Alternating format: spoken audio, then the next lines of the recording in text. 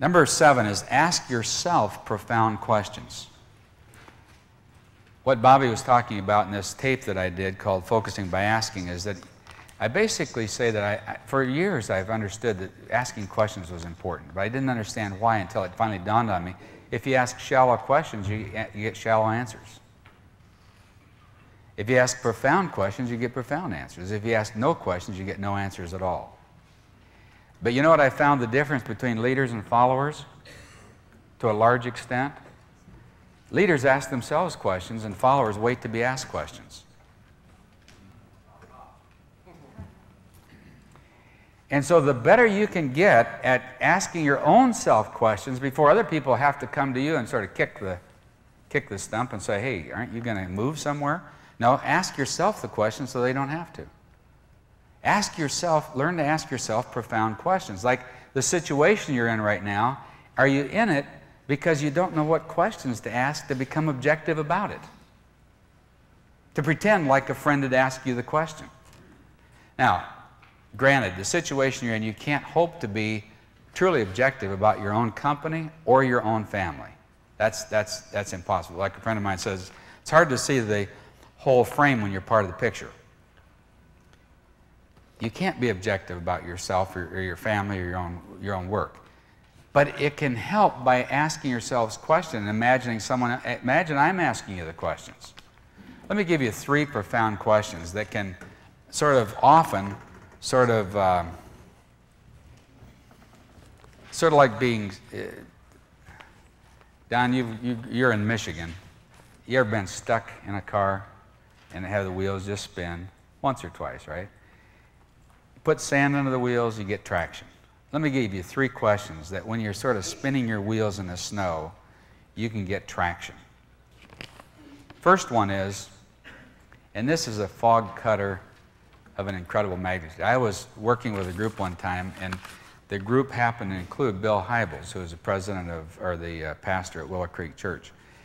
And we were talking on and on and on, and finally Bill asked one question. It was just the fog cutter for the whole thing, and in about 2 minutes we had an answer, and everybody agreed it was the answer. Because he asked the right question. The question was this: what would be the ideal long term? In the situation you're in right now, stuck in, spinning your wheels in, frustrated with, lost perspective on, feeling emotional about, what would be the ideal answer long term?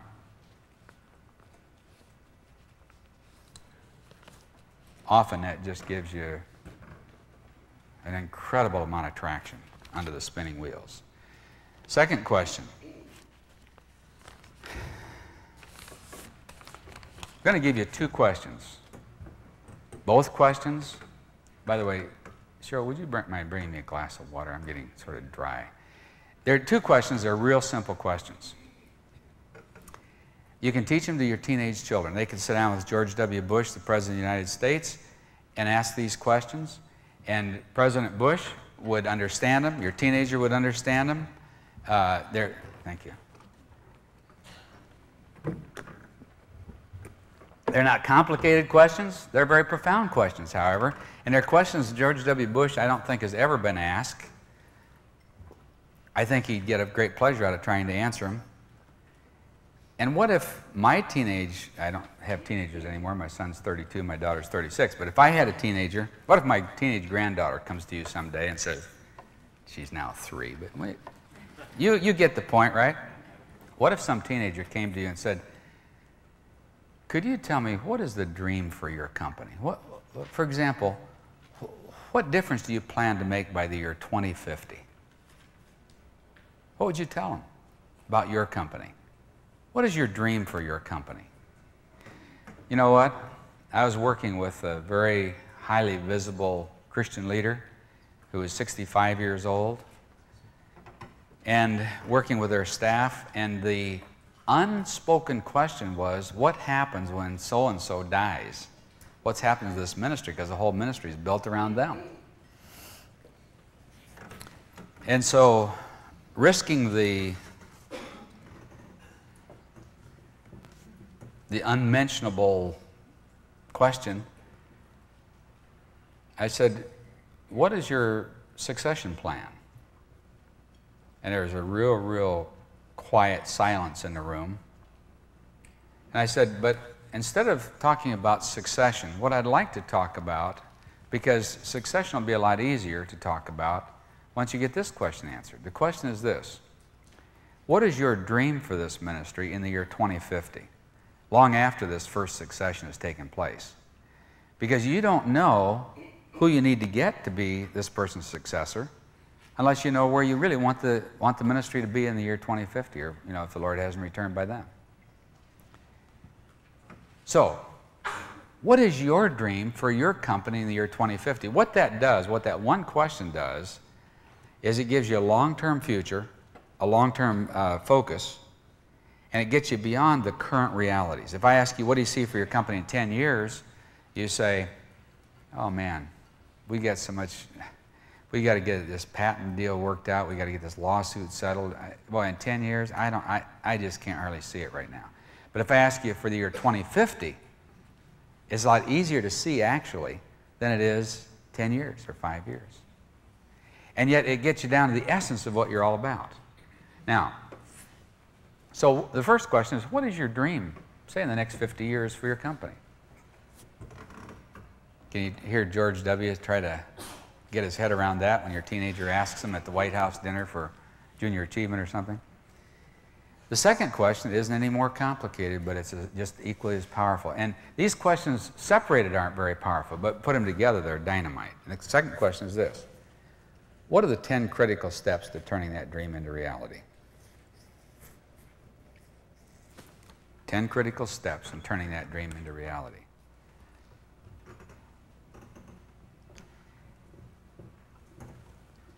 That's a question, if you've never asked yourself, what is the dream for our company in 50 years, and what are the 10 critical steps to turning it into reality?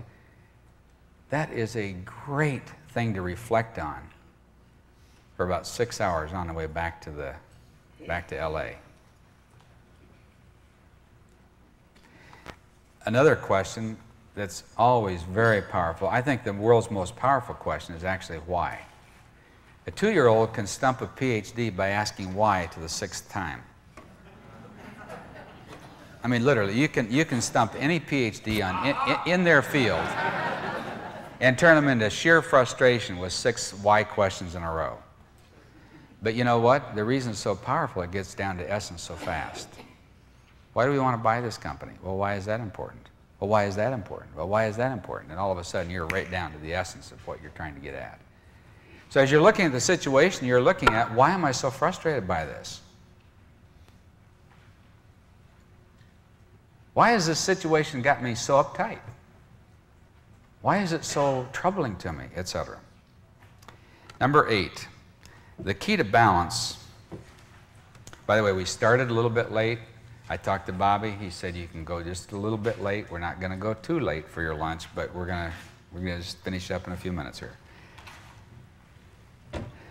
And if you say aha right now.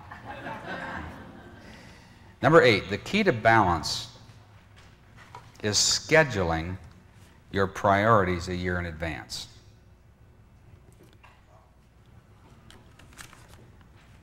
Option overload is probably the affliction of the new century with a group like this. When we're in our 20s, we wonder, was someone ever going to let us lead? You remember that question? Is someone ever going to see our ability to, how smart we are, or how gifted we are, how wise we are, let us lead something? Today, how many things could you lead if you'd let yourself be put on the committee or on the board or on the whatever? I mean, it's like your option overload is incredible right now. And balance is the one thing that I think every executive I've ever dealt with struggles with. But what I've come to see is there's one word that is critical to understanding balance or imbalance, and that's the word schedule. You schedule or allow to be scheduled your imbalance. And the person typically responsible for your schedule is actually you. So you actually schedule your own imbalance. But you know why you do that? Because I think you're still looking at creating balance like you did in college or high school. You're looking at balance by the week or by the day or by the month even, or even by the quarter. Like how can we, but you know what? What you really want to do is look at balance by the year. To say, what are the things that are really important for us to get done this year? And how do we get them scheduled a year in advance? Because you know what? Let's say, for example, I came to you and I said, hey, we met today. I'd like to come over to your company and spend a couple of days with the executive team next week. You'd say, Bob, you don't understand. Man, we couldn't anymore take that amount of time out of our week than we could to fly. I say, yeah, but I'm a high-paid consultant. I'll do it for free. You say, Bob, you don't understand. We're so busy, we couldn't possibly take 2 days away. I say, let's change the scenario just a little bit. Let's say we'd scheduled it a year ago.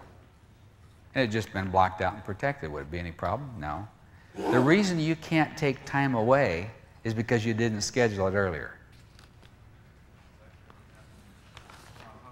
For your family, for your vacations, for yourself, for your planning time, think time, whatever.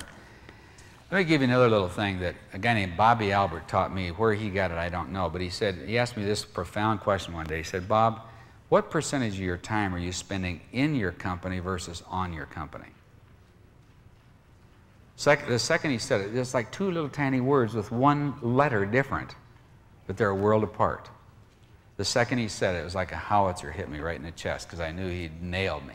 Because I was spending 99% of my time in the company and about 1% on it. What amount of time are you getting away from actually doing your company to looking at the big picture of where does the company go, where do we want it to be, what it's about, those kind of things. How much time do you get? But you know what? If you're not spending time on it, it's just going to keep going down the road. It isn't going to get much better. But unless you schedule the time a year in advance, you won't take it. But if you'll schedule a half a day, a month, working on the company instead of in it, nobody's going to say, where are you going to be Friday, Joe? You say, well, I've got a prior commitment. Oh, okay, well, when people ask you, they say, hey, can I get together with you Friday morning? I say, I'm committed Friday morning. How about Monday morning? Oh, Monday's fine. They don't mean Friday morning, they mean soon. So if you've got it all blocked out, they don't insist on even knowing why it's blocked out or who it is or what you're going to do. They just want to know, can I meet you as soon as possible? By the way, let me tell you how to get 500% more out of this seminar, this retreat, this talk, than you will if you don't do what I'm about to tell you. What can you remember about last FCCI? I'm not asking you to raise your hand and stand up and filibuster. I'm just asking you to say, you think, well, it was a great time. But what principles did you learn? What concepts did you learn? What decisions did you make? You say, well, it was a great time. I remember it was in California or something. You say, yeah, but what did the speaker say that changed your life? You say, well, really, I can't remember specifics like that. Let me show you how you can. If when you put this meeting on the calendar, on your schedule, you had scheduled a half a day next week to go over your notes, and take that half day and go through and say, what do I agree with, what don't I agree with? What do I want to incorporate into my life, what don't I? What do I think was just a lot of hype? Who should get a copy of this? How can I what are the 10 principles I want to remember for the rest of my life coming out of here? 9 from Blackaby, 1 from someone else, and I remember I'm supposed to say aha a lot. But what are the things I want to remember a year from now? Put those down into 10 things to remember, or 5 things to remember, 3 things to remember. Put them in your day timer where you look at them every day, your Palm Pilot or whatever. And you know what? At the end of a year, you'll remember what you want to out of this conference. But if you don't do it, it'll evaporate by Monday morning nearly. And if you wait for a month to do it, your notes will be so cold you can't remember what they meant. But if you'll take, after every convention you attend, every seminar you attend, you're spending thousands of dollars to go to seminars. If you'll, at the same time you schedule it, schedule a half a day within the next week Not the morning you get back, because you get hit with phone calls and decisions and problems. But sometime in that next week, spend a half a day, you're going to find that a year later you remember 500 times as much as you would if you didn't do it. I heard one I got a lip read. I read one aha down here in lip reading. I could read it. Number 9, check morale first. Are you just dang discouraged? Are you thinking, you know what, I don't know if I've got what it takes to go on. I'm just discouraged right now as a parent or as a mate or as a whatever. A few quick things. Number 1, remember, fatigue makes cowards of us all. You're just tired maybe. Let me give you this to write down, because it's not mine, I don't even know where I got it, but it's very powerful. It sounds like hype, but it isn't. It's just truth. Nothing motivates like results. Nothing motivates like results. I can tell you, if your team morale is low, the reason it's low is because you're not seeing the results you thought you'd see. If morale is an all-time high, it's because you're seeing more results than you even expected to see. If your confidence is dragging, let me give you a little insight into confidence. Confidence is a byproduct of predictability. No predictability, no confidence in any area of life. So if your confidence is a little wobbly right now, it's because some predictabilities have gone away. Don't try to hype yourself into being confident. Try to restore some predictabilities, and the confidence will come back up automatically. And then something that Walt Wiley specializes in is encouragement. Let me suggest, I've told probably 1,000 people who are leaders, if you want to specialize in something as a leader, specialize in being an encourager, because that's what's most needed probably. But let me tell you a real simple dynamic here. If you look too far ahead, your team will get discouraged. If you keep them focused too far ahead, they'll get discouraged by how far they've got to go, because they're already tired. But if you stop and look back a little bit, they'll be encouraged. Look back at the milestones, you get encouraged. Look ahead too far, you'll get discouraged. So if your team ever gets discouraged, their morale is sort of down. Ted Engstrom, I asked him one day, I said, Ted, if you were away for 6 months and coming back and wanted to know if everything was okay, what would you ask for first? He said, I ask, how's team morale? Because he said, if the morale's high, everything else will get done. If the morale's low, I don't care how clear the focus, nothing else will happen.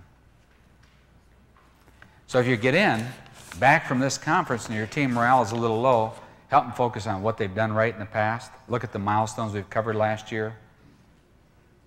Look at their strength. Talk about the results we've seen, etc. And then another thing is, see yourself as God's student, not life's victim. When your morale is a little bit down, you think, oh, my childhood, and do I have what it takes, and everything. I say no. Instead of that, see yourself as God's student, not life's victim. Say, what did God teach me as a child that's led to strength in my adult life? And then the 10th principle is that focus precedes success. I'll tell you what, we'll save the rest of that for this morning's, or this afternoon. I'll sort of start there this afternoon.